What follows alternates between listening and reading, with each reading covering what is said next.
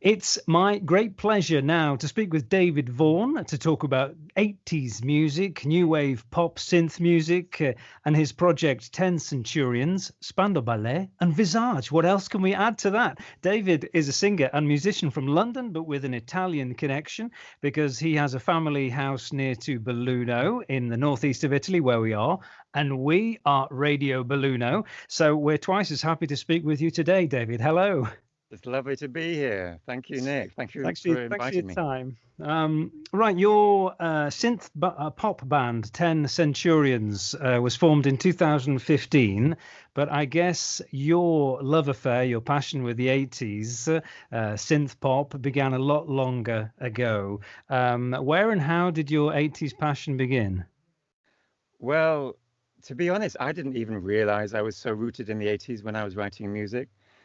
The messages came from other people. They said, "Oh yeah, 80s, 80s." I thought, I'm just making good music. I'm just trying to make good music.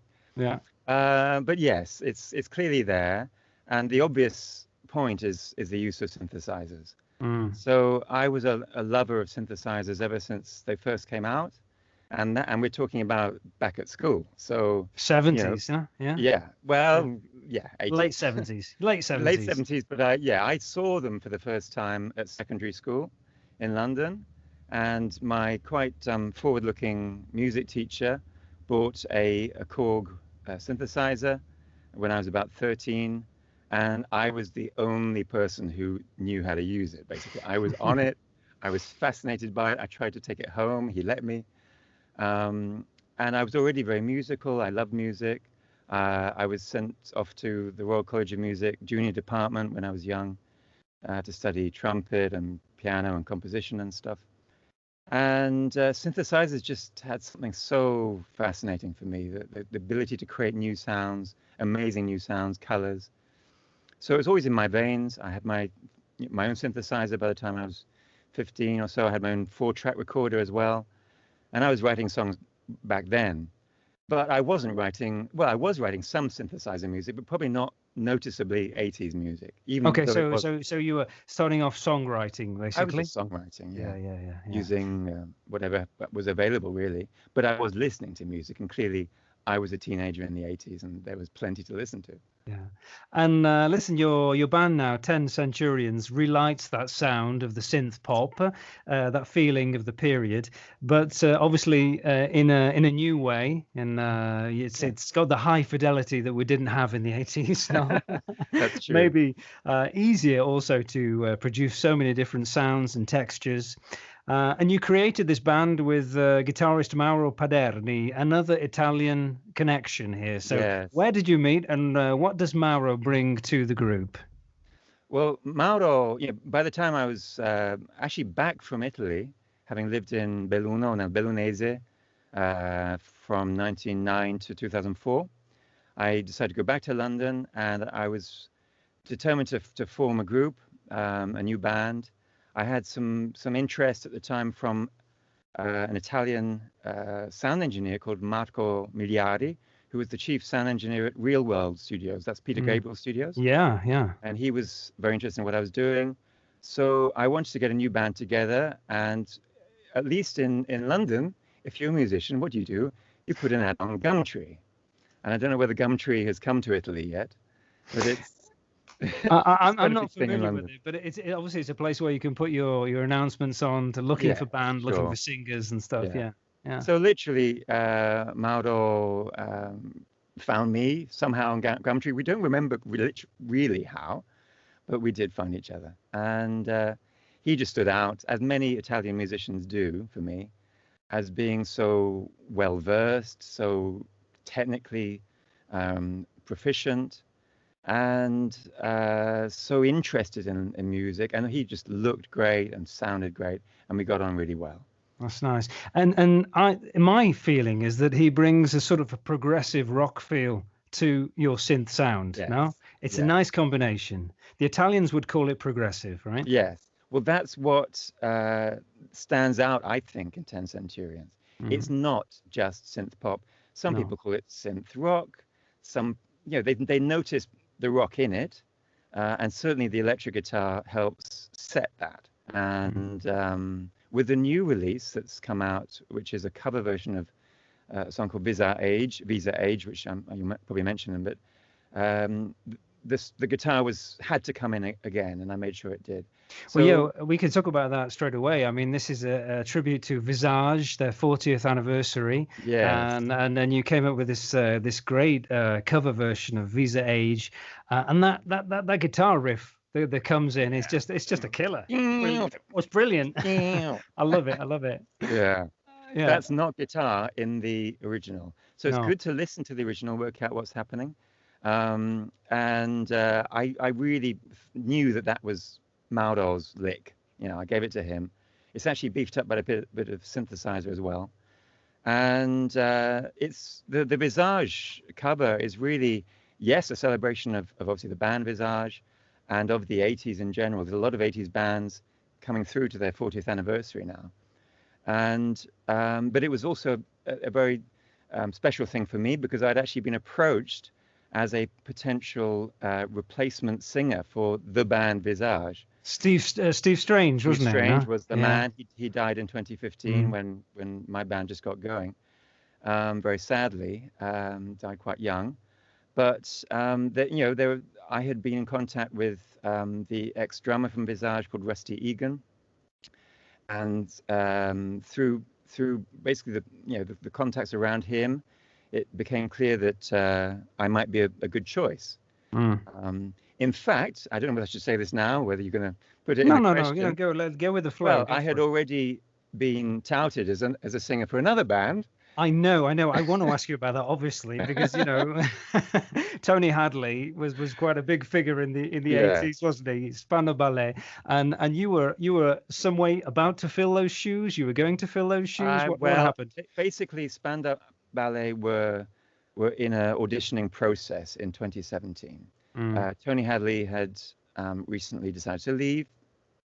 There's always been a bit of difficulty between members of Spandau Ballet. And they were looking for someone new. I'd only just released my EP with 10 Centurions in 2017, and this man Rusty Egan that I mentioned before picked up on it, put it on his radio show, and he was also a great friend of Spandau Ballet. So he just said, "Oh, David, I've got something for you. I think you're going to like this, David." And lo and behold, I got a call from the manager of Spandau Ballet saying, "We really love your music. Everyone in the band's heard it, and we'd like you to come along for an audition." And that's what happened. I came along in November 2017 to an unknown venue that no one knows about in London to try and be a replacement to Tony Hadley. That must have been so exciting. It's the most nerve-wracking and enjoyable experience probably I've ever had at the same time. I didn't get the gig. No. And to be honest, I was always a bit skeptical. I felt that my voice wasn't really the same kind of voice, but stylistically there was something there. And obviously they loved what I was doing, so it was worth a try. It's very difficult, isn't it, when a band has been so established over a long period of time to then replace the front man. I'm thinking of Queen as well. They tried, and it's never going to be the same. Obviously, some fans are just going to refuse. It's a very difficult job to do for who does it now. Yeah. Well, when I sat down with them, we talked about it all, and the message was, well, Queen did it. We want to try and do it too. Well, they did it kind of did it. Kind of did it. So there you go. It was a great story. It was a great opportunity. And it's lovely that I can talk about it now. I actually couldn't talk about it for a few years because I was legally obliged not to. Well, listen, I want to compliment you on your voice. You seem to have a perfect voice for the 80s. You have a good diction, no? It's very clear pronunciation, a bit operatic. For me, it recalls David Bowie and other famous voices of that era. Yeah. How much is your voice, do you think, a gift of nature? How much is it hard work? Have you tailored it to the 80s? You know what? If I play you some more demos, you'll find out the answer pretty quick. So it's good old hard work. I'd say 90% hard work. Like everything, right? Yeah. And which is why you can see some grey hair here. I'm not a spring chicken. I'm not in my 20s. I always wanted to sing. I knew I had it in me. and I was already a songwriter. The singing was the missing link, and it remained a missing link for quite a few years. You know, it was really only around, you know, the 2000s, getting into the new millennium, that I really realized I had a voice, and other people realized I had a voice. Wow, that's interesting. Yeah, and that's when Marco Miliari at Real World took me up, but it still took a while because I was still busy trying to be a rocker, really. And I didn't click that I should just make the sound more studio based and more synthetic. And once that happened, it all made sense, because the voice was ready, really, but it wasn't seated in the right place. It didn't have the right kind of scenario. And once that happened, really, with 10 Centurions, it all made sense. So it's a lot of hard work and a lot of decision making as to how to present the voice, how to make the voice something special. I wanted to talk a bit about how the songs are created. When I was watching the promotional video that you have, there's the mixing engineer Julian Chown, and he calls you a wizard, even a genius musically and lyrically.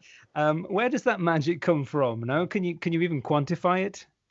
Oh, that's where it gets very difficult to talk about music, because for me, music is a very spiritual endeavor. And it's a way of dealing with extremely profound things that are in you. But you have to bring them out as a craftsman. You have to get to know yourself as a psychotherapist, but you have to bring it all out as a craftsman. And that's hard, you know. I was musically trained, so I always had a lot in me musically. I knew and understand, and still do, how music works. But what is special is that ability to hear something inside when it's not outside yet, you know? Imagine the vision, no? The vision, the sense of something that you're building that the world doesn't know about, and that you don't even know about until it's ready. Yeah, sure. And also the lyrics, you know, give me keys to the universe because I'm not where I'm meant to be. Is that how autobiographical is that? Yeah, well, that one is. David, can I ask you? Yeah. That one is. It stands out. It's one of the more popular songs on the EP, actually. It's very radio friendly. Very radio friendly. It's got a good hook. It develops in a nice way. I just wrote it. I just sat down and thought, I need a hooky, upbeat song. And I was still at the time, and still am now, in this small little studio that I have. I haven't made lots of money. I haven't got out there as I wanted to be. So yes, I wanted someone to give me some keys, basically, to get out there. And I'm still waiting for the set that I wanted. Well, it's interesting that you say, you know, you were a singer-songwriter, then you were more rock, and then you realized you clicked with the synth pop. You sound quite flexible, as though you could adapt to even a different circumstance. Maybe you could be an actor or a famous painter. No, what do you think's waiting for David Vaughan? I don't know. Well, the voice is the main driver. So I was always a musician, and I probably could have sat down and become a pianist or even a guitarist. Possibly, I do play guitar a long time ago, and probably made a better job of a music career. Right. The voice was always the thing that I understood to be more special, that could define me as something that lasted longer than just a, And there's something so personal about using your voice. It's your instrument. No, it comes from your soul. No, exactly. And so that really is such a direct, powerful, and honest form of communication now. So, well, David Vaughan, I'm sure the project with 10 Centurions is going to light the imagination of many 80s fans such as myself. No, and good luck with any new future projects you might be having in the, we say in Italian, no, in nelle pentole, no, nelle pentole, no, in the saucepans. What's boiling on the back burner? No, there's a few things. I've got a few things just ready, almost. Great. Well, it was a pleasure to speak to you. Pleasure to speak to you. Thanks for your time. Yeah, lovely to speak to you, and thanks so much for your support.